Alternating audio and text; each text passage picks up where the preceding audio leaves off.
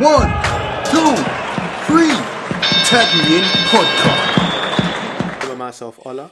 And also, Anton. Yeah, Anton. We are back again, and today's episode is all about the power of self-talk. Yep, you heard it. Yeah. Yep, you heard that self-talk in your head. I know what you was doing. I was there. I know what you was doing, because that's basically it. Just so people can understand that we all talk to ourselves, and in that moment that Ola was silent, our voices were going, bro, what's going on? Is this podcast still working? Hello, and tap, that's tap, the self-talk. It's just It's always chatting. Miles, it's always talking. It's always saying something. It's making judgments. It's making observation. It's wondering what's going on. Are the room temperatures hot? Oh no, it's cold. It's always chatting. The kids had dinner. It's non-stop. I think that's one thing that, you know, we try to do with like meditation, mindfulness, which is trying to silence the brain, remove that chatter. And it's so difficult. And I think that's why a lot of people get beaten up by it, because a lot of I guess people perceive meditation as this kind of stillness. You know, oh, look, my brain's empty. Da, da, da, da, da, da. Listen, I had to give up on that win. Like, I had to give up on it because my brain would never just shut up. It's just non-stop, isn't it? It's constant. And you know what the interesting thing is, I remember sort of reading, and I'm not sure, I don't know if this stat is like proven for every single person, but it said that apparently on average 89% of the thoughts we have in our head. So these million thoughts shooting around each second, each minute, are sort of negative or just not great thoughts. And when you put that into context of just the sheer number of volume of thoughts we think throughout the day, and that some of these are just not great, it's a bit like, ooh. Really? Because we're just talking to ourselves all the time. And to factor in that almost 90% of that is like, you wearing that? Who told you to eat garlic? Why did you eat your breath, garlic man? bread. And I'm your brain. Allow it. You don't look good in that. And I'm supposed to tell you look good. And it's just the fact that stop lying to yourself. We have all these thoughts. But you know what? It's mad because there's this quote, and the kind of rough premise of it is that what we think affects how we feel, and how we feel affects what we do and how we act. Yeah. And how we act determines our daily habits, and our habits determine what we achieve, where we go with our lives and what we do. And when you really kind of strip it down, the kind of main point or the main kind of factor there is that what we think plays a significant part in a lot of what we become, what we achieve, like our thoughts, what we say to ourselves, the power of self-talk. How do we talk to ourselves? That doesn't look good. You look amazing. Look at you. Mwah, delicious. Like how we I'm feeling myself. I'm feeling myself. How we perceive ourselves and how we look at different things. I'll give you a classic example.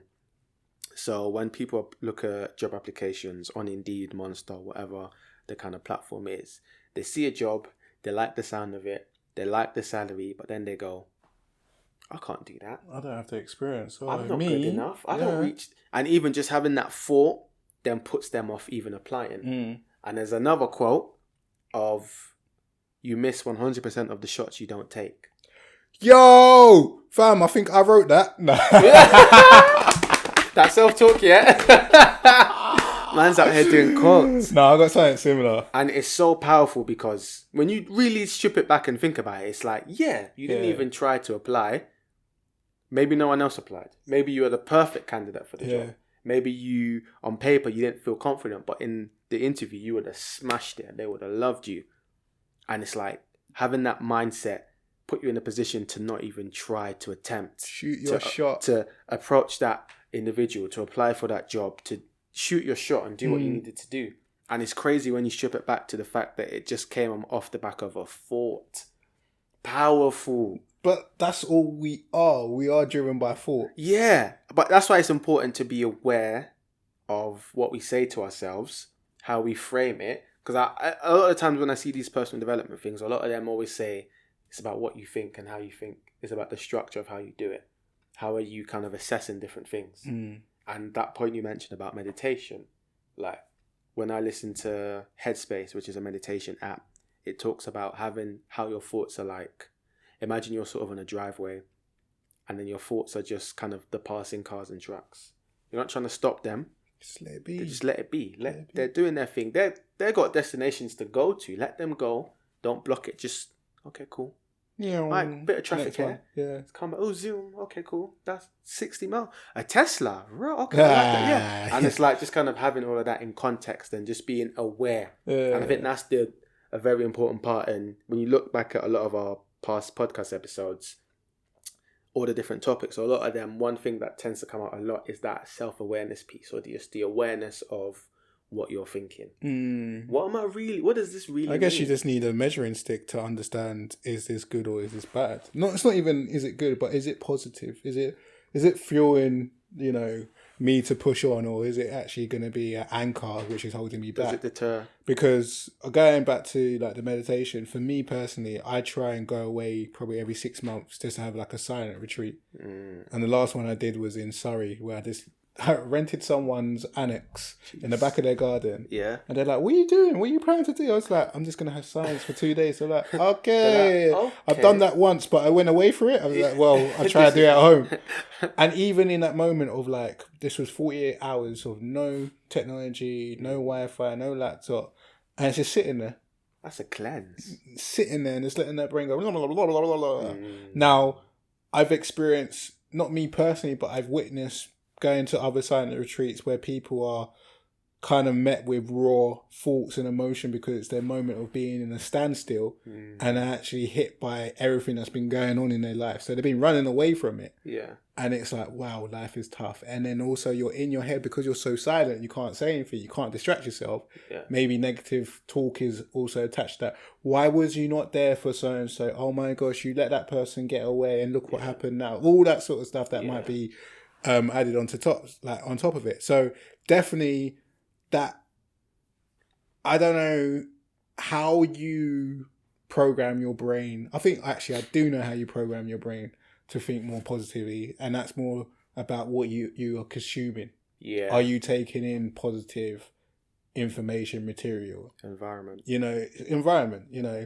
It's certain things like they say to start off your day, try and avoid Instagram because it's going to bring you into a space of like, oh, look at everyone else, everyone's succeeding, look at me, I'm still in bed, I still got sleep in my eye.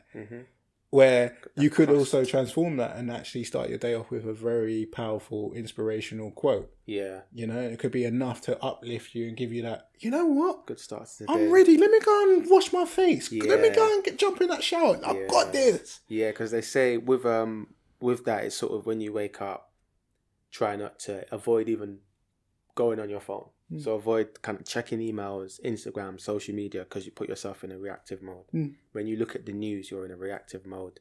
You're seeing things that are being presented to you, and then you react to that, as opposed to being proactive and looking at positive quotes, meditating, exercise, doing something that is a lot more fulfilling to your day. Tuning into yourself. Tuning into yourself and having a good start to the day. So then you're now at this high at the start of the day, and it sort of maintains, it plateaus, and you're in a good position, as opposed to, oh, this person's bought their 5th house. Oh man, I ain't paid my phone bill. Yeah. And that kind of sets. I think the news is probably a big one that kind of puts, I want to say, fear into people as well, in the sense of like, people get a bit cautious, a bit scared of certain things, and it's like, oh, I could never do that. Yeah, no, it's because I went to this event and it was on like the brain and how it was like sad thoughts. I can't remember what it was titled, but the guy spoke about how politicians, the media, they tend to use negative news as anchors, or as kind of like headlines, and you see it in the news because we as humans, the way we've adapted and developed is to be more strongly aligned with negative news, and part of the reason is because throughout our history, it's the negative news that has maybe led to our demise or has killed us. So we've had to pay attention to the saber-toothed tiger that's hiding behind the bushes. It's bad news, but I need to be aware of this brother as opposed to this beautiful flower, because this saber-toothed tiger is literally, this is life or death. This is I get that. Right. So there's that kind of instinctive attainment to it, which does make sense as to why it's there. But I think now in today's society, we're at a point where we don't have to worry about that. There are still things we have to worry about, but I don't think we have to be as negatively aligned. It's also understanding, going into a separate conversation, but who's controlling that power? The narrative, who controls that narrative and why? Yeah, because there was a point I was going to make where you were saying about the media and everything like that. So naturally, we're kind of like cynical, you know. We kind of judge things. We're like, I don't know. Not too about sure, that. you know. I don't know about that one, you know, man. But that's just part of human nature. So there is this thing of like, okay, you've realised that you've got that cynical awareness, or you look at things in such a negative light. What do? You know, how do you change that? And should you change that? Because I'm also under the impression that it's okay to think negatively. Yeah, no, I think it definitely serves its purpose. And I think a certain level of cynicism and a certain level of skepticism as well, I was about to say skepta, is healthy. Having a little bit of paranoia is healthy. Again, these things have served us in human nature at some point or another. They are of value. They're there for a reason. Yeah. But I think it's the piece around balance. Okay. So understanding maybe 100 or 99 negative points to 1. Yeah. Maybe that ratio isn't great. Yeah. Having the awareness to recognize that and then sort of recalibrate. So what works for you? Maybe you work more efficiently 60% negative thoughts, 40% positive. Maybe that just works for you. You're naturally a cynical person. You want to kind of look at the worst case scenario. It works differently for different people. Yeah. But I think just being aware and aligned to those thoughts, because it's sort of like, you know, in like these movies or these shows, they have like the positive or the angel there and the devil on that one. Don't do it, man. Do it, man. I believe in you. Don't do it. You ain't about that life. Yeah. And it's similar for a lot of people and sort of the way they think and they see things. It's like, okay, you got the good hair, you got the bad. For some people, there's like 10 bad brothers here. They've killed the angel on the floor. There's another 15 with one hair with a knife digging it in the air. Do what? Are you deaf? I just told you. Don't listen to he's dead. He's not here. I'm here. Listen to me. And it's just having that awareness of like, okay, cool. How many angels have I got? No angels. Okay, no. How many kind of devils have I got here? Just being aware of like your thoughts and also being aware of like how you project thoughts to others, because it's all good and well having thoughts in your head, but how does that come across to other people? What are you spouting out to other people? Because if you're constantly going around with negative thoughts in your head, there's a high probability you're kind of spouting that out to others. Yeah, it depends on the impact. And it depends on the impact it has on them and the way they view you as well. Because I get, obviously, I think the main concern is how does your balance, if you want to put it to that, your angel, versus devil balance is. Because if you do realise that your mood is just down, you're generally just not in a good place, then it means that mindset has to shift. You know, there is positive light out in there. So I do feel like negative thoughts are good. Yeah. It creates some type of balance, but it's not necessary. Yeah. So there are moments that I step into things. I'm like, I'm not too sure, but I'm still stepping into it because there's also this pull in the sense of positive stuff that is like reinforcing it, going, yeah, do it. You know, I've got 7 angels on this side and I've got 3 naughty devils on this side. And they're like, yeah, don't do it, Anton. I'm like, listen, I hear you. Do it. Oh, okay, cool. We're going to do it. And it's that balance piece as well, because at that event as well, it sort of said, and I've heard this in relation to relationships and that, or just with friendships as well, is that for every sort of one negative thing that's said or done, to recalibrate and to maintain the balance, there has to be the equivalent of between 3 to 5 positive statements or 3 to 5 positive acts. For sure. And just kind of getting that calibration right. And even when you think about positive self-talk and having that balance, I think there's an important piece here about your body and diet as well. It's all good and well thinking well, but if your body is not aligned with your mind, the kind of like you're just the calibration is off. Yeah, dehydration. So, dehydration. Your brain actually shrinks inside. Literally, diet, sleep, getting the right amount of sleep, 6, 7, 8 hours, but being consistent with it. So having a consistent bedtime, a consistent time to get up. I have read an article and it spoke about how you shouldn't have an alarm. And I'm like, oh, that sounds ideal. But the kind of premise was that, kind of like you have deep sleep and light sleep, and an alarm more often than not kind of like messes that up and interrupts that natural kind of sleep cycle. And the kind of point of, if you go to bed at a consistent same time each night, you would naturally roughly wake up at the same time each morning. So it kind of invalidates the use or the benefit of an alarm. And then off of the back of that, again, diet. Are you putting the right things into your body? It's all going to be talking about having the right thoughts, but are the right things going into your body to nourish your brain and your body, to nourish your mind, to keep you alert and healthy? there's a lot of like, there's a big push now around sort of veganism and cutting out meat and that sort of thing. And obviously it's different for different people, but how does your body react to different things?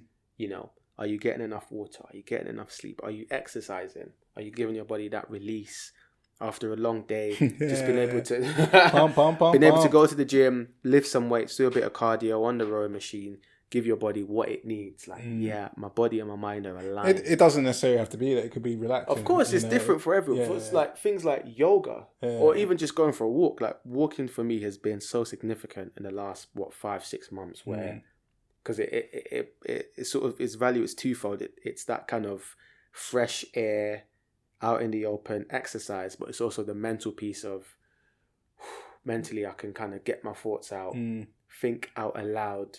I got my headphones in. Sometimes there's music, sometimes there isn't, and I can just listen to my thoughts.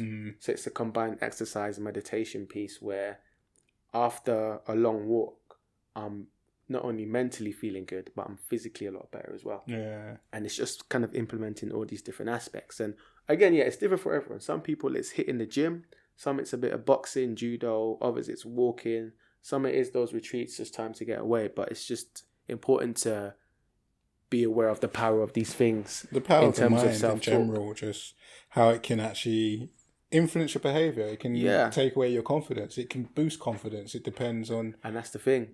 Yeah. Admittedly, a lot of the times your negative thoughts will be associated with a negative feeling. Yeah. Yeah. And that's you deep down will put yourself down. And me personally, I don't feel like I've ever been happy when I've been, on that negative spin. Yeah. Of listening to that voice and that spiral. Yeah, Anton, you can't do it. Yeah, Anton, look at you.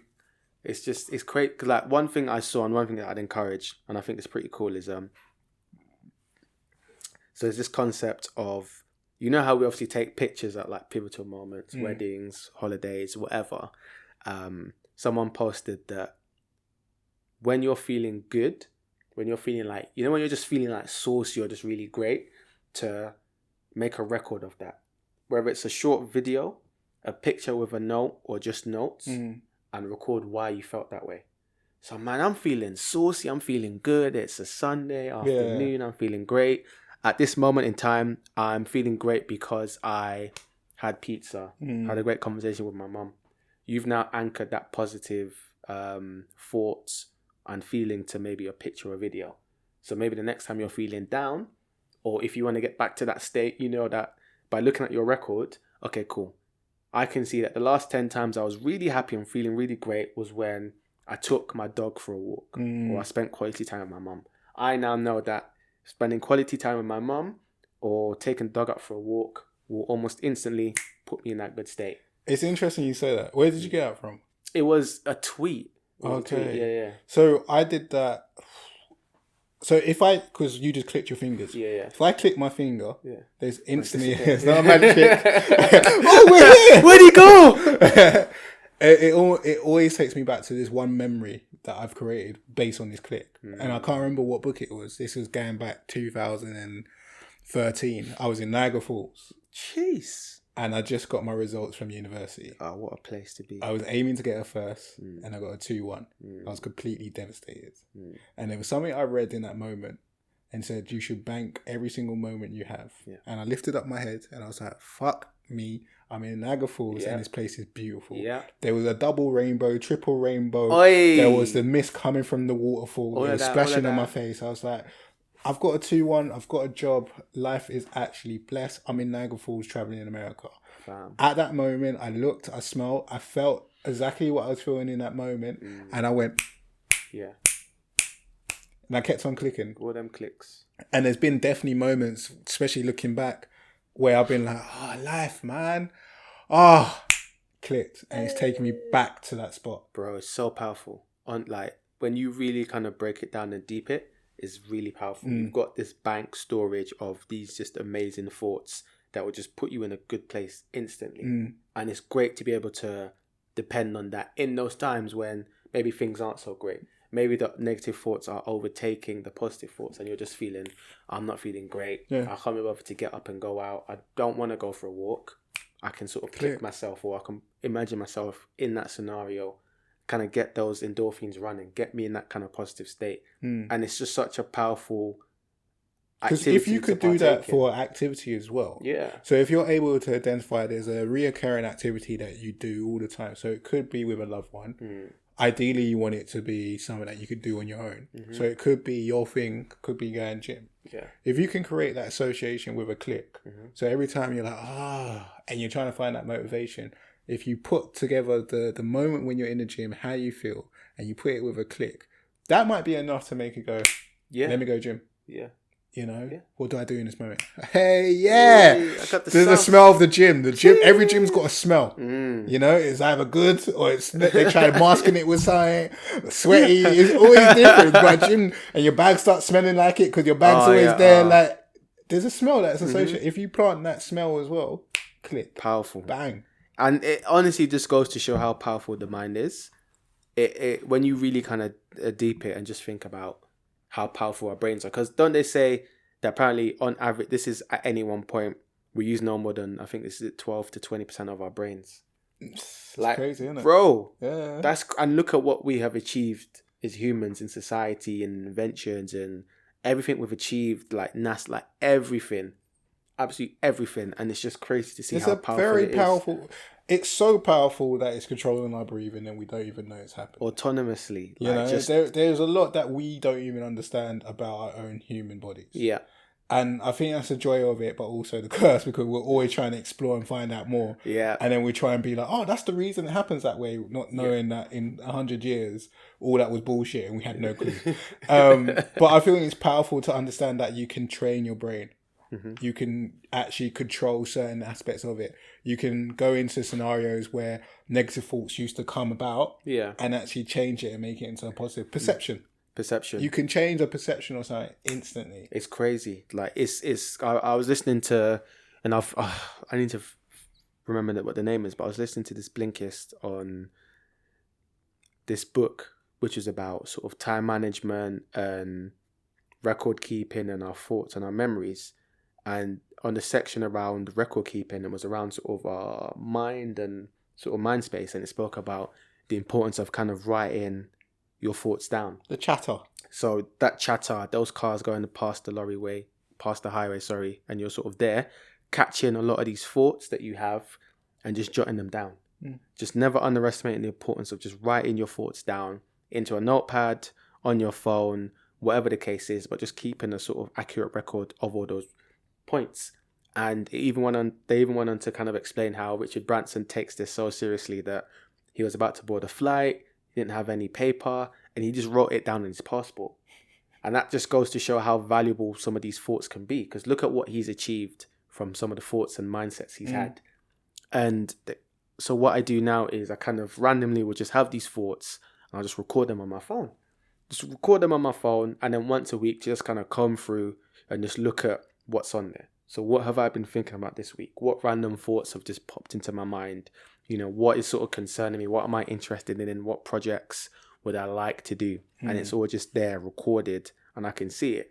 And it gives me the opportunity to be able to kind of do a bit of research.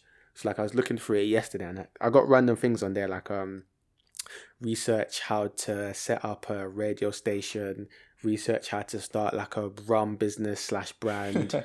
There was one of like I want to research, well I did find out, but look into research sponsoring like a youth football club, like when you give them their kit and stuff. Just random thoughts that normally I just would have just disappear from my mind. I just have it all written down. I'm like, so this is the stuff I've been thinking about. But that also gives me the ability to be able to physically see, and this goes back to the kind of like the angels and the devils, the type of thoughts I'm having. If I was to put a plus next to the positives, and equals next to the neutrals, and a minus next to the negatives, you know, what's the kind of net mindset? So in essence, we're trying to say that there should be a good balance of four good to everyone bad sort of thing. Yeah, because it's the same concept with habits. There's a book by James Clear called Atomic Habits. Great book, I'd highly recommend. And he gives you the activity of kind of doing that, but with your physical thing. So brushing your teeth should be neutral or plus, hopefully for most people. You know, waking up, reading, emails, that sort of thing. And you kind of go through an entire day with the positive, plus, minus, equals. and you kind of get a net score of like, okay, cool, I see hella minuses. Do I need to change a few things? Or I see a lot of pluses. Maybe I'm doing something right. And I've just taken that concept and I've sort of applied it to that kind of mental kind of thoughts, and just kind of having a look at where the mind is. So what am I thinking about? Okay, cool. I've seen that maybe there are 6 minuses to every 1 plus. How can I adjust this? Or at least I've got the awareness. Or I've seen that on this week or this day, there were like 12 pluses and 2 minuses. What was I thinking about? What did I go Chinese buffet? What brought about this great, just kind of looking at how the mind thinks and assessing it that way. And it just goes to show how the day can be, how powerful your thoughts are and what you're thinking about. Would you say that to get a better grip of it, personally for you, you have to get more, I want to say more control over it, in the sense of being more aware and writing down things? Like, it's a process, like you're taming it sort of thing. I wouldn't say taming it. It's, to be fair, I think for me, because the opposite would have been just like, let your brain do whatever. Just let it do whatever. Blah, blah, blah, blah, blah. As a learner, I'm a visual learner. So if I want to do a recipe or whatever it is, I like to watch the YouTube video and then do it, as opposed to looking at a recipe and Step 2, I'm eyes. chop onions. Yeah. Lord. I eyeball, I like to see. And I think this kind of falls in line with my learning style and that aspect of being aware. So having it written down, I can see what I'm thinking.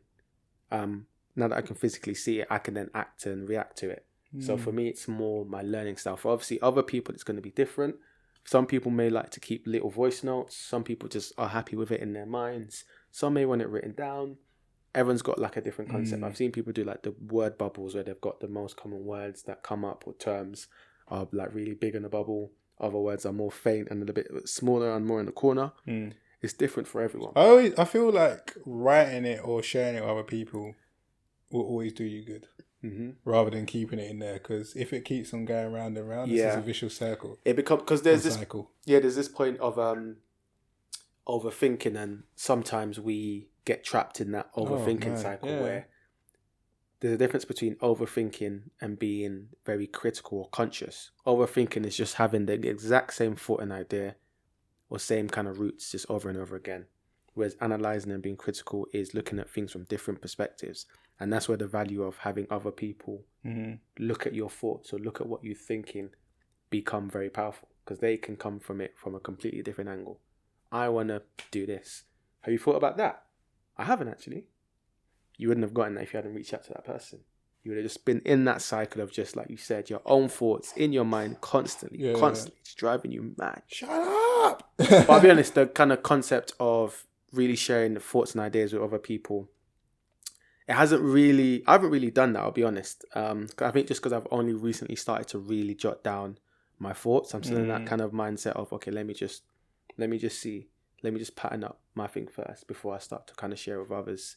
Is it something that you'd say you do quite often, where you share your thoughts and ideas? On a day-to-day basis, probably not, because my thoughts are always going. So it's unless you're in the room and you're giving me space to think and then also communicate what I'm thinking, it's very hard to do it. But I think over the past, I won't call it year especially, I've been spending the mornings just literally writing down my thoughts, so I can then also communicate what exactly I'm thinking rather than what I think I'm thinking. So there's a clear difference, right? How are you feeling today? When someone asks you the question, you're like, I feel right, yeah, cool. Now, if you've gone through that process already to feel, or even to filter how you actually feel, then you could literally go to that script and be like, well, today when I woke up, I didn't feel da-da-da-da-da, but then eventually, like, there's more behind it. Yeah. So, like, one of the latest things that I've started to do is reflections through different points of the day. So I have a morning reflection and also have like an evening reflection. Yeah. So like the morning is my time of like, how do I feel right now? What's the plan today? Am I feeling a bit anxious about the day ahead? And then evenings is like, yeah, man, today was good, like da-da-da-da-da. In terms of sharing that with other people, it's not a natural conversation. Yeah. Oh yeah, my morning's been all right. Yeah. I was reflecting on it actually. You sound philosophical, Yeah. Oh yeah, on reflection of the day. I was rather. Yes. So I haven't got to that point. Indeed. But if the question was, thrown in my direction, then I'm more than happy to be like, yeah, actually, I was actually reflecting on the morning, and I realised this and I realised that. Like, I have no issue spilling. It's a powerful tool, and it kind of brings me on to the fact, and I'm glad you sort of mentioned it, because I guess it relates to, because that's a form of journaling, isn't it? Being able to kind of express your thoughts prospectively, so before it happens, and then prospectively, so after, you know, the day's done and you've experienced the different events that have occurred.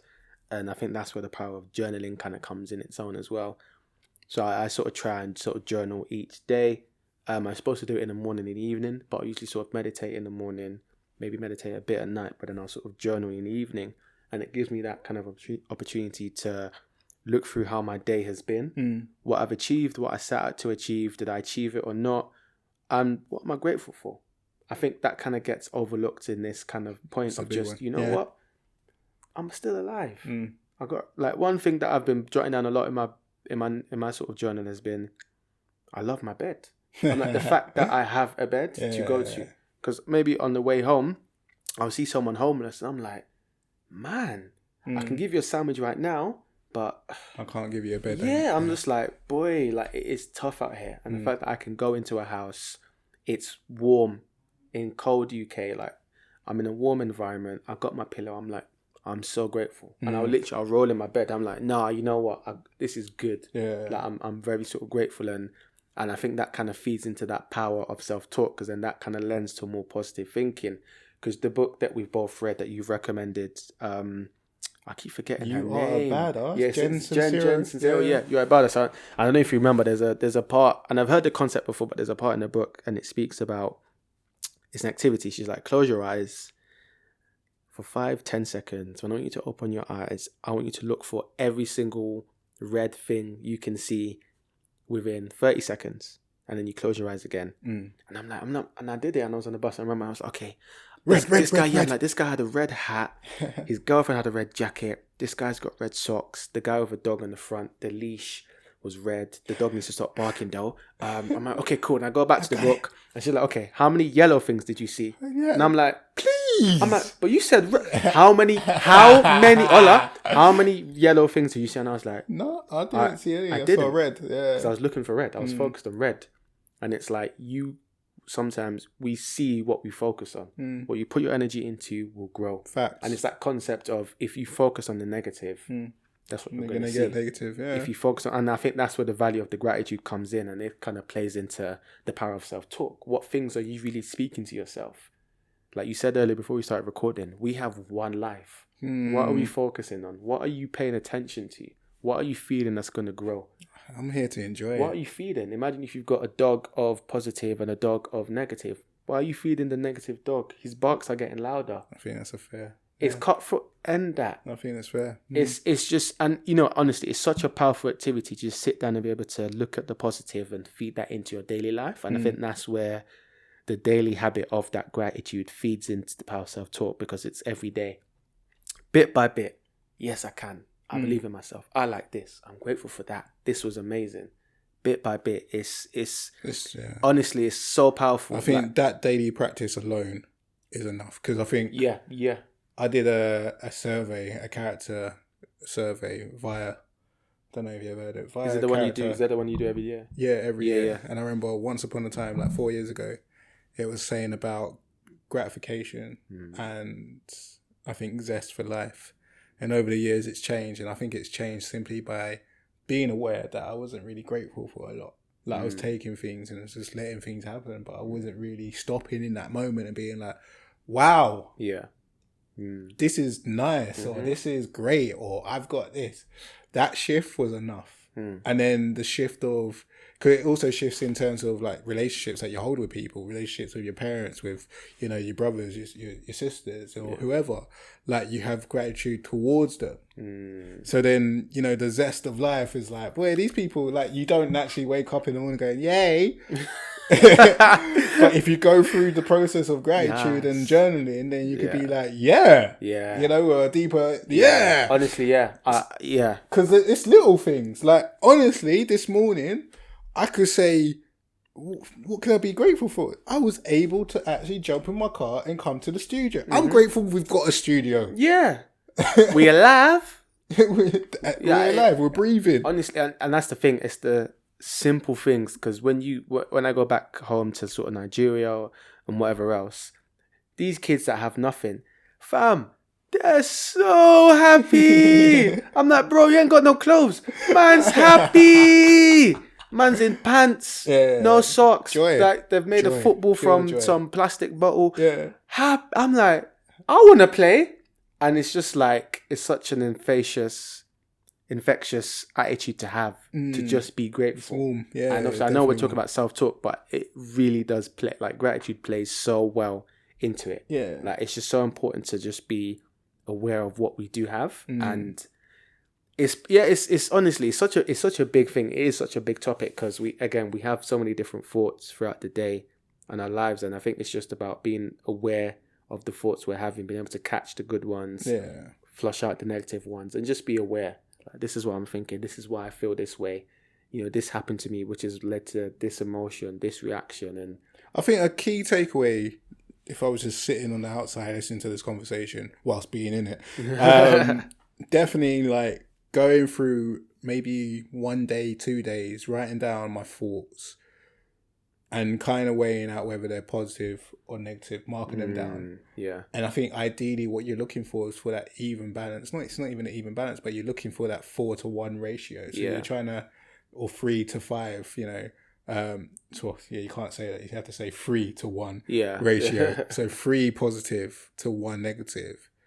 And, you know, once you've got that awareness, you will see that difference. You know, once you start making those changes, if you haven't got that balance right, if you've got 3 negative against 1 positive, it's just a process of like, what can you create for yourself? Yeah.